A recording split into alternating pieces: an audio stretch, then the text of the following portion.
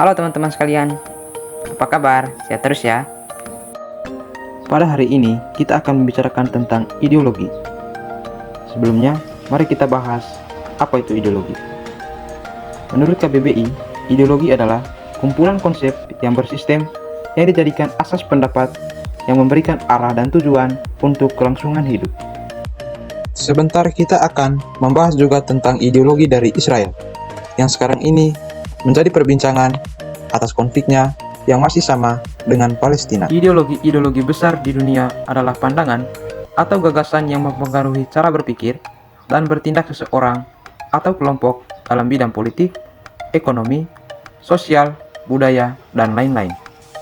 Ada banyak macam ideologi di dunia, tetapi beberapa yang paling berpengaruh dan dikenal adalah sebagai berikut. Yang pertama adalah liberalisme. Liberalisme adalah ideologi yang menekankan pada nilai-nilai kebebasan, kesetaraan, hak asasi manusia, demokrasi, dan pasar bebas. Liberalisme muncul sebagai reaksi terhadap absolutisme dan feodalisme di Eropa pada abad ke-17 dan 18.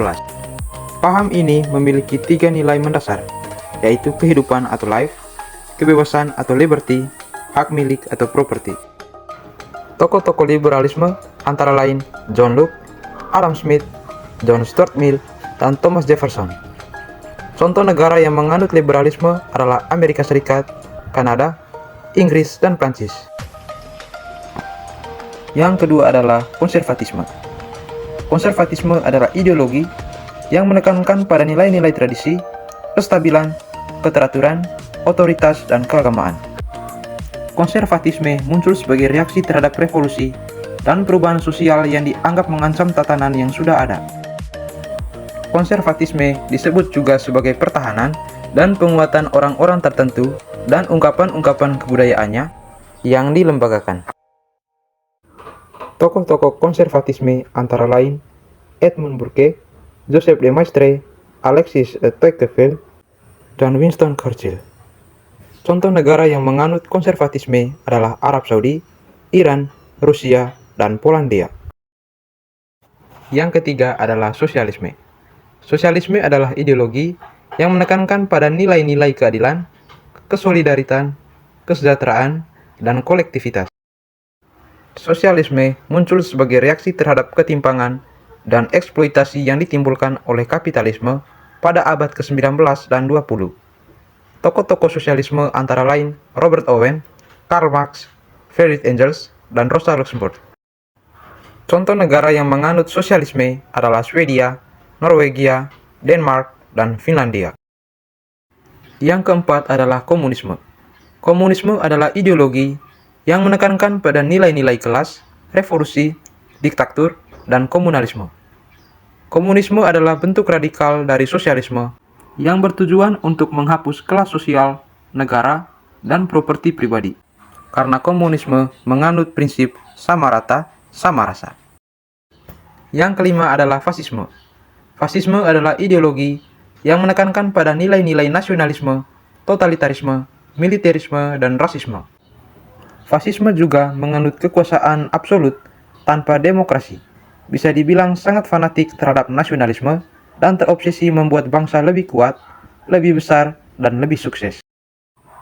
Fasisme muncul sebagai reaksi terhadap krisis ekonomi, politik, dan sosial yang melanda Eropa pada abad ke-20. Dalam ideologi ini, massa tidak boleh punya identitas beragam dan wajib seragam. Sehingga, baginya militer sangatlah penting. Sebab, menurut hemat mereka, musuh ada di mana-mana, dan musuh yang dimaksud adalah semua ideologi selain fasisme. Yang keenam adalah kapitalisme. Kapitalisme adalah ideologi yang lebih mengarah pada perekonomian dibanding politik. Kapitalisme didominasi oleh para kaum swasta dibandingkan kaum pemerintahan. Dalam ideologi ini, kaum swasta mendominasi jalannya perdagangan atau industri, serta mengambil keuntungan sebesar-besarnya. Itulah mengapa dalam ideologi ini, yang kaya akan semakin kaya dan yang miskin akan semakin miskin. Ideologi yang ketujuh adalah Pancasila. Sebagai rakyat Indonesia, keterlaluan sekali kalau kalian tidak mengenal ideologi yang satu ini. Jadi Pancasila adalah ideologi yang dianut oleh Indonesia, berasal dari bahasa Sanskerta Panca yang berarti 5, dan sila yang berarti prinsip atau asas. Pancasila adalah rumus pedoman kehidupan berbangsa dan bernegara bagi seluruh rakyat Indonesia. Adapun 5 asas ataupun 5 prinsip yang menjadi nilai utamanya, yaitu 1. Ketuhanan yang Maha Esa. 2. Kemanusiaan yang adil dan beradab. 3. Persatuan Indonesia. 4. Kerakyatan yang dipimpin oleh hikmat kebijaksanaan dalam permusyawaratan dan perwakilan. 5. Keadilan sosial bagi seluruh rakyat Indonesia. Oke teman-teman, selanjutnya kita akan bicarakan tentang ideologi Israel, negara yang sedang rame-ramenya di beranda kalian. Ideologi Israel mengacu pada pandangan-pandangan politik, sosial, dan agama yang berkaitan dengan negara Israel dan rakyat Yahudi. Ideologi Israel tidaklah monolitik, tetapi mencakup berbagai aliran dan pandangan yang saling bersaing atau berbeda. Beberapa ideologi Israel yang utama. Yang pertama adalah Zionisme. Zionisme adalah gerakan nasionalis Yahudi yang bertujuan untuk mendirikan dan mempertahankan negara Yahudi di tanah air kuno mereka di Timur Tengah. Zionisme muncul pada akhir abad ke-19 sebagai respons terhadap antisemitisme dan nasionalisme di Eropa.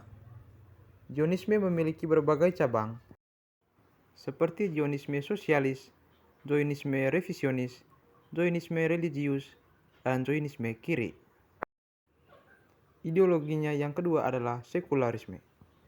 Sekularisme adalah pandangan yang menekankan pemisahan antara agama dan negara, serta kebebasan beragama dan berpikir bagi semua warga negara. Sekularisme merupakan salah satu prinsip dasar negara Israel yang didirikan pada tahun 1948 sebagai negara demokrasi parlementer. Sekularisme juga mendukung pluralisme dan toleransi antara berbagai kelompok etnis dan agama di Israel. Yang ketiga adalah fundamentalisme. Fundamentalisme adalah pandangan yang menekankan pentingnya ketaatan terhadap hukum-hukum negara, khususnya hukum Yahudi atau halakha. Fundamentalisme biasanya dikaitkan dengan Zionisme religius, yaitu aliran Zionisme yang menganggap negara Israel sebagai bagian dari rencana Tuhan dan menuntut pengembalian seluruh tanah Israel yang dijanjikan dalam kitab suci. Fundamentalisme juga menolak kompromi atau perjanjian damai dengan bangsa-bangsa Arab atau Palestina. Oke teman-teman, itulah sekian ideologi-ideologi besar yang masih berpengaruh hingga saat ini, termasuk ideologi dari Israel yang sangat fundamentalis dan mendasar yang mempengaruhi perang hingga saat ini. Semoga kita semua selalu sehat walafiat, dan jangan lupa subscribe untuk channel ini.